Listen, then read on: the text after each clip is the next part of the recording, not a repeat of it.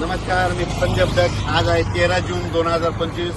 मी जात आहे अकोटला आणि अकोटला गेल्याच्यानंतर या ठिकाणी मला शेतकऱ्याच्या फोन आले की आमच्या अकोटमध्ये पूर्व विदर्भामध्ये पाऊस कसा येणार, तर या ठिकाणी शेतकऱ्याला मी अंदाज देणार आहे.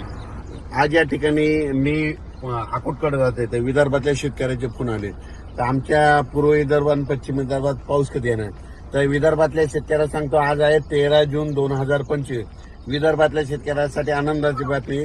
14 तारखेला मध्ये 14 जून 15, 16, 17 आणि 18 तुमच्या पूर्व विदर्भ आणि पश्चिम मध्ये 6, 5, 11 जिल्ह्यामध्ये खूप पाऊस पडणार आहे, म्हणून हा अंदाज लक्षात घ्यायचा. तर या ठिकाणी विदर्भात इथून अकोट 7 किलोमीटर राहिले. ह्या शेतामध्ये पाणी म्हणजे 14 ते 18च्या दरम्यान, म्हणून हा अंदाज लक्षात घ्यायचा. पण राज्यातल्या सर्व शेतकऱ्याला सांगू इच्छितो की म्हणजे आज आहे 13 जून पासून ते 17 जून पर्यंत पाऊस पडणार आहे. पण विदर्भामध्ये मात्र विदर्भातल्या खास करून शेतकऱ्यासाठी अंदाज दिलाय की विदर्भामध्ये मात्र उद्या 14 पासून 14, 15, 16, 17, 18 पर्यंत खूप पाऊस पडणार आहे. ज्यांचे शेत तयार आहेत, नंतर तुम्ही तुमचा पेरणीचा निर्णय घ्या. पण त्याच्यानंतर तुम्हाला सांगतो, आज देखील 13 जूनला देखील म्हणजे अकोल्याकडे पाऊस पडणार आहे, बऱ्याच ठिकाणी विदर्भात पाऊस पडणार आहे, म्हणून हा अंदाज लक्षात घ्यायचा. पण काय झालं, काही भागामध्ये पाऊस पडले नाही. तर तुम्हाला सांगतो, विदर्भामध्ये 14 तारखेपासून चांगल्या स्वरूपाचा पाऊस पडणार आहे.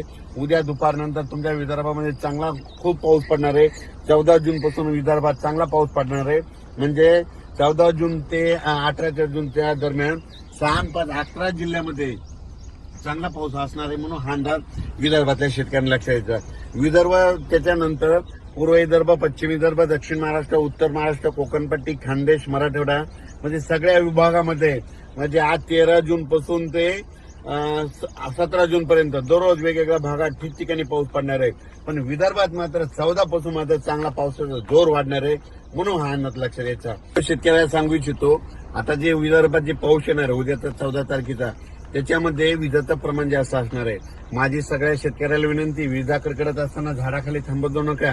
झाडावर 16% विजा पडतात. विजा कडकडत असताना आपले पाळीव प्राणी जनावरे झाडाकडे बांधू नका, कारण की झाडावर खूप विजा पडतात. माझी